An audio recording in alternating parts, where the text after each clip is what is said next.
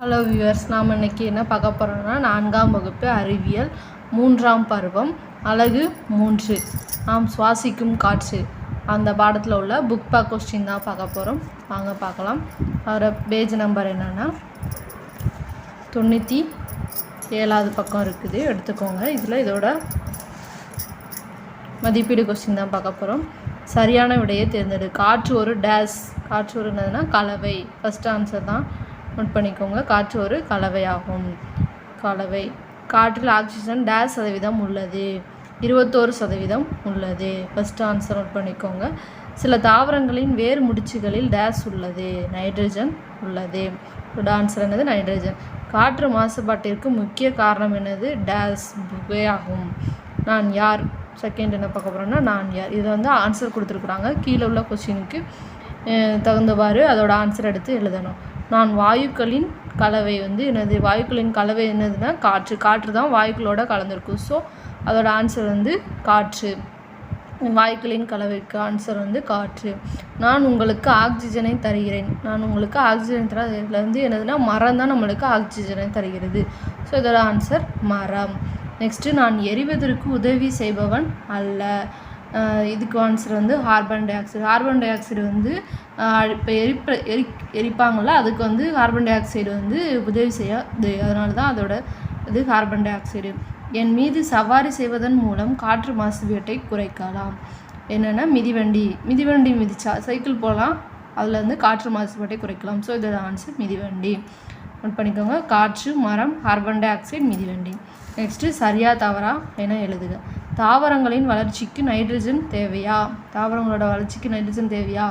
ஆமாம். ஸோ அதனோட ஆன்சர் சரி. காற்றில் ஆக்சிஜன் வாயு மட்டுமே உள்ளது.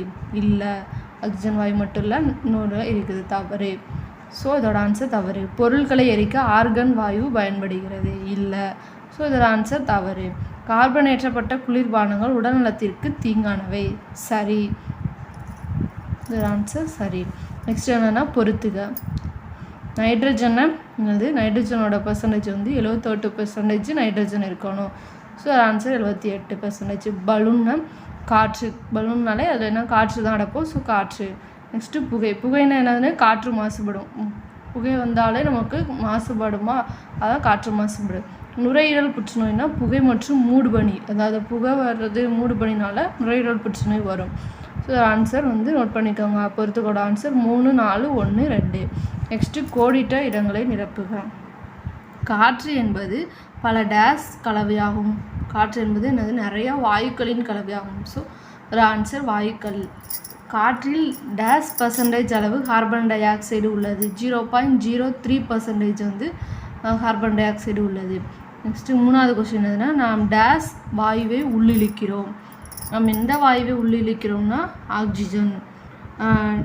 ஆன்சர் வந்து ஆக்சிஜன். டேஸ் வாயு தீ அணைப்பான்களில் பயன்படுகிறது. கார்பன் டை ஆக்சைடு தான் தீ அணைப்பான்களில் பயன்படுத்தப்படுகிறது. நெக்ஸ்ட்டு சுருக்கமாக விடையளி. இது வந்து ஃபஸ்ட்டு கொஞ்சம் வந்து நமது அன்றாட வாழ்வில் காற்றின் முக்கியத்துவம் என்ன? எழுத ஆன்சர் வந்து 88வது பக்கம் இருக்குது, எடுத்துக்கோங்க.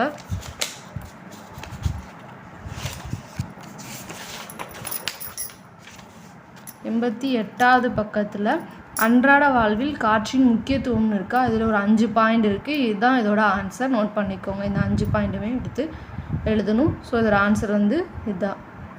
நெக்ஸ்ட்டு கொஸ்டின் என்னது? காற்றின் கூறுகள் யாவைன்னு இருக்கா, அது வந்து 90வது பக்கத்தில் இருக்குது. நெக்ஸ்ட்டு 90வது பேஜ் எடுத்துக்கோங்க. 90வது பேஜில் இந்த இருக்கு பாருங்க. காற்றின் உட்கூறுகளும் அவற்றின் அளவும் இருக்கா. இதில் வந்து அட்டவணை மாதிரி ஒரு சர்க்கிள் இருக்குது. அந்த சர்க்கிளை சுற்றி இருக்குதா, இதுதான் இதோட ஆன்சர்.